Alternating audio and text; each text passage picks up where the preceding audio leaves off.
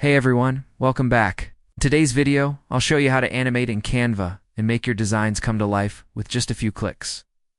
First, open Canva on your computer or phone and log into your account. Choose the design you want to work on.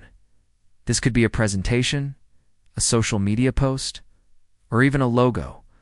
Once your design is open, click on the element text or image that you'd like to animate. At the top toolbar, you'll see an option called Animate. Go ahead and click it now. Canva will show you a variety of animation styles.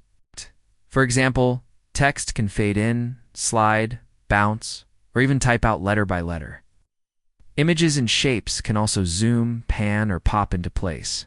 Simply click on an animation style to preview it right away on your design. If you want to animate the entire page, just click anywhere outside the elements and then apply animation to the page itself. Canva also lets you adjust the animation speed or combine entrance and exit effects for a more polished look. Once you're happy with the animation, click play at the top to preview your design. Finally, when you're ready to share it, click download. Make sure you select MP for video or GIF format so the animations are saved and play correctly, and that's it. Just learned how to animate in Canva and make your designs stand out with movement and energy.